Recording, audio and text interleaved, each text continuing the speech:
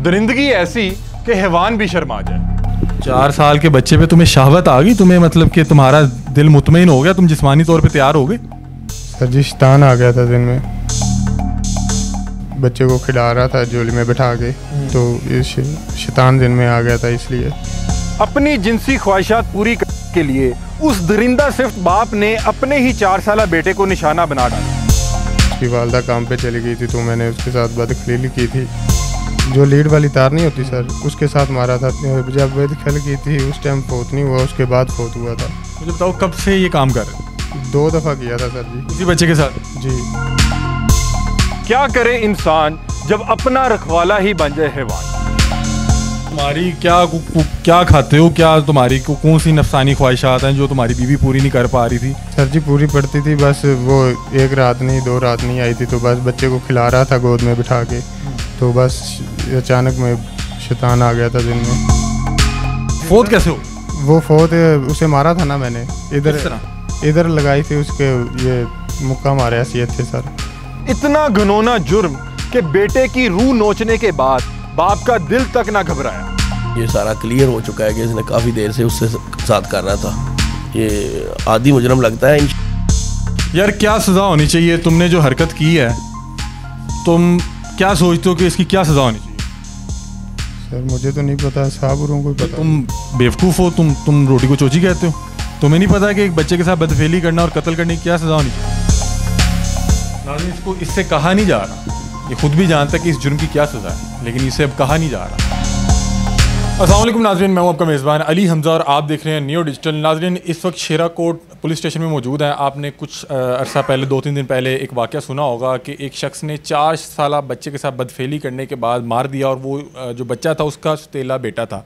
इस शख्स ने एक ख़तून से तकरीबन 1 माह पहले निकाह किया, उसके 4 से 5 बच्चे थे। उन बच्चों में जो सबसे छोटा बच्चा था उसके साथ ये बदफेली भी करता रहा, उसके बाद मार दिया। क्या मामला था, इसको पकड़ा कैसे, इसके क्या मसाइल थे उसके साथ, और कब से ये काम कर रहा है? ये पहला केस था या इससे पहले भी इस तरह के इसके शिकार रहे हैं? इसे बातचीत करते हैं। अस्सलाम वालेकुम। वालेकुम सलाम। क्या नाम है? उस्मान अली। उस्मान, ये क्या किया यार, क्या वाक़या था, क्यों मार दिया तुमने 4 साल के बच्चे को? क्या हुआ क्या था?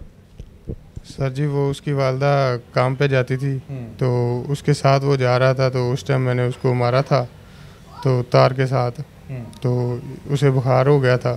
तो बाद में के साथ क्या, कैसे मारा? कुछ वो जो लीड वाली तार नहीं होती सर, उसके साथ मारा था, तो उसे बुखार हो गया था। तो उसके बाद उसकी वालदा काम पे चली गई थी, तो मैंने उसके साथ बदखलीली की थी, तो इसीलिए सर वो बदफेली कर ली। बदफेली करते हुए वो जाँ बहक हो गया, या तुमने उसके बाद उसको बाकायदा कत्ल किया? नहीं सर जी, जब बदखल की थी उस टाइम फोत नहीं हुआ, उसके बाद फोत हुआ था।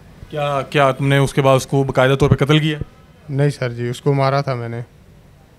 मुझे बताओ कब से ये काम कर रहे हो? 2 दफ़ा किया था सर जी। उसी बच्चे के साथ? जी।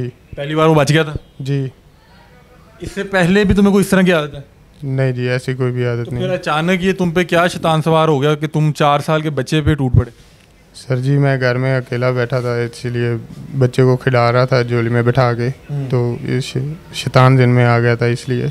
क्या करते हो? फ्रिज एसी का काम करता हूँ सर। अभी मैं सुना तुमने 1 माह पहले शादी की है? जी सर जी। तो तुम्हारी क्या खाते हो, क्या तुम्हारी कौन सी नफसानी ख्वाहिशात हैं जो तुम्हारी बीवी पूरी नहीं कर पा रही थी?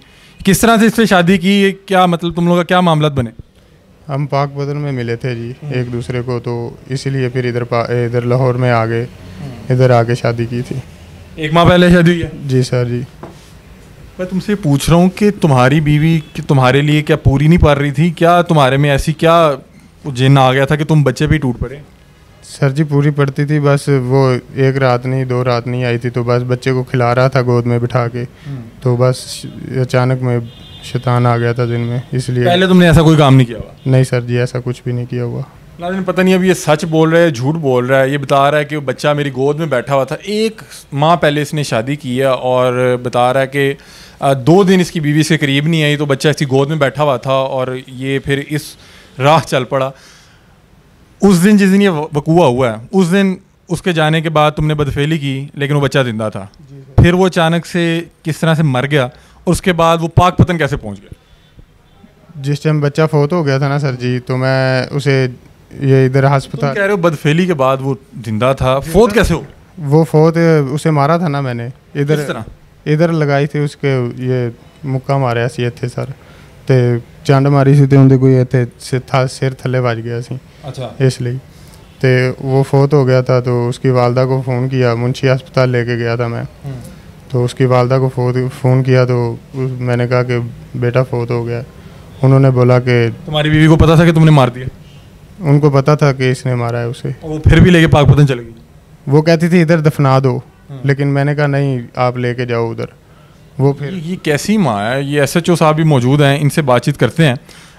सर एक सबसे पहले ये बताएं कि जो खातून है उसको भी पता था कि इसने कत्ल कर दिया और वो इस पूरे वाक़े को छुपाने की कोशिश कर रही थी, बच्चे की लाश पाकपतन लेगी तदफीन के लिए।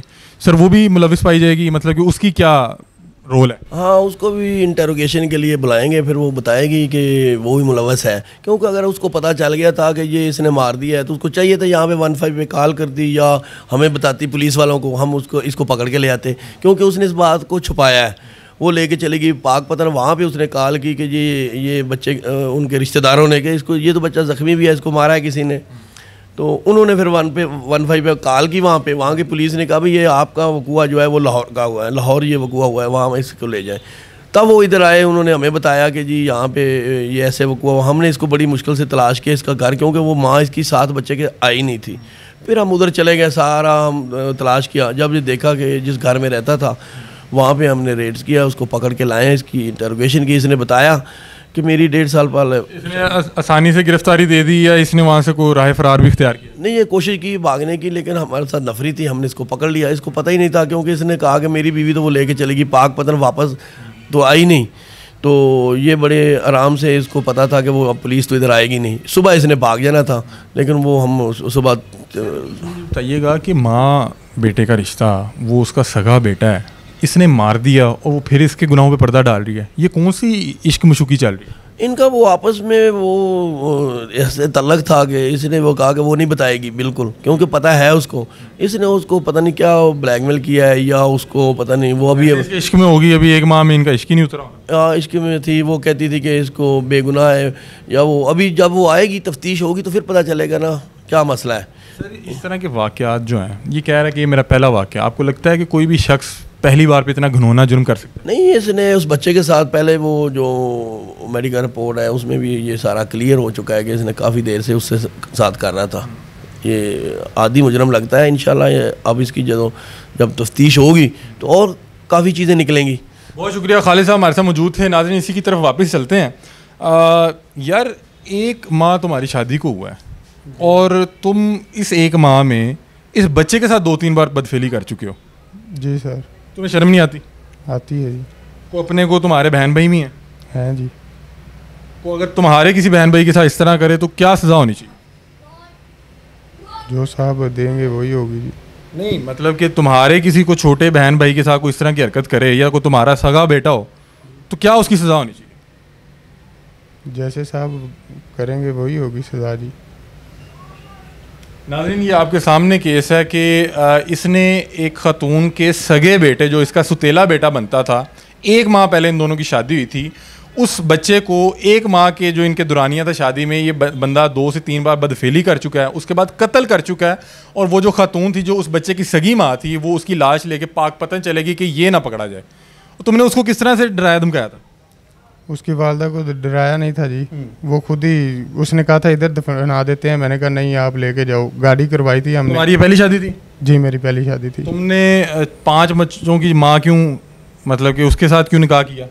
सर वो पाकपतन में तुम इसी चक्कर में थे कि इसके 3-4 बच्चे, इनको भी इस्तेमाल करूँगा इस खातून? नहीं सर जी, ये करती थी गलत काम इसकी वालदा।